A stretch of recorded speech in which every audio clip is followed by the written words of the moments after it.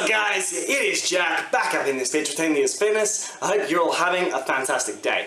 And in today's video we're going to be discussing a crazy freaking story guys. That is the return of former Olympian Kevin Levrone to the bodybuilding scene and most importantly, the Mr. Olympia competition.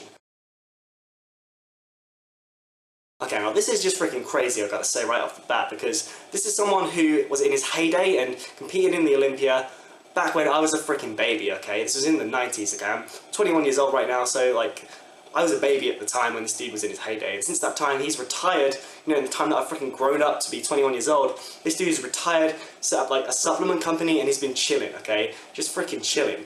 And the reason it's so, you know, I've got so much to say about this is because of how crazy what he's planning to do actually is. And, you know, I'm not saying that he can't do it, okay? This is someone who, you know, he's an OG. This guy knows his freaking stuff, okay? He's got people all around him that know their stuff, like Jerry Ward, you know, loads of people who have competed in the Olympia, you know, Olympians themselves. So if he says he can do it, you know, who am I to doubt him? I think he actually can, and, you know, he's taking this very seriously, clearly, because after watching BioS 3, you know, Jerry Ward's video on it, who's actually quite close to Kevin, he said that he's been contemplating this for a while, okay, and he's really looked into it. He's got x-rays done on his knees, on his joints, to make sure that he can actually, you know, withstand the training, you know, required to take himself back to that level, to be at that level of bodybuilding.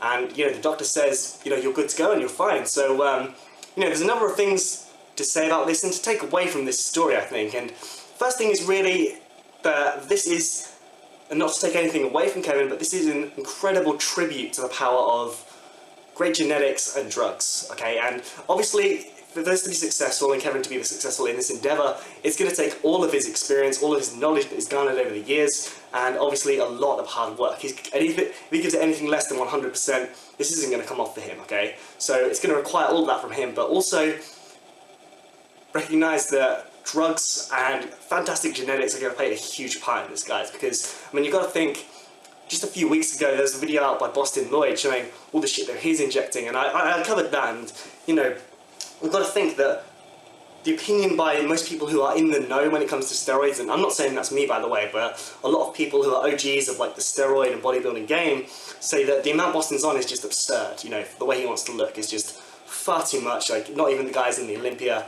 are going to be taking that much. I highly doubt Kevin will be taking that much when he, you know, attempts to make this comeback.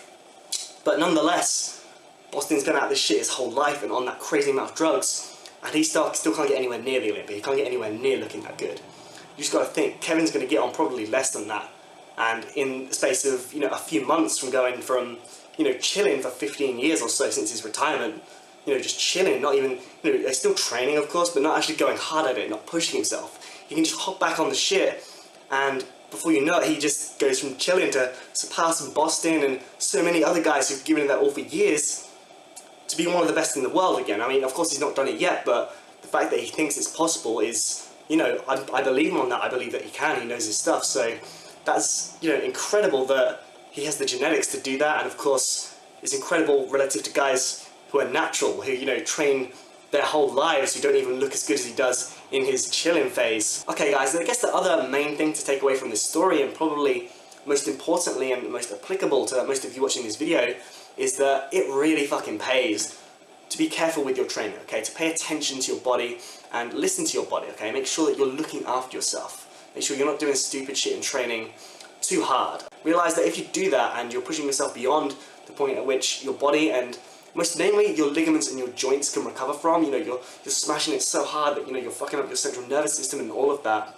If you do that repeatedly and just keep running yourself into the ground, you're going to hurt yourself in the long term, okay? And you've got to look at this as an example. I mean, Kevin's someone that's always trained smart. You know, throughout, you know, his years of training in the gym, he's always trained smart. He's always done what's required to build muscle and not throwing, like, heavy weight around for no reason. Okay, so he's trained smart and he's looked after his joints and stuff. So that's why, after being a top-tier bodybuilder, he can then retire, chill for a bit, let himself recover and come back and have perfect x-rays done. Okay, he's more than ready for this, okay? The doctor said, like, he's got the knees of, like, a 21-year-old or something, okay?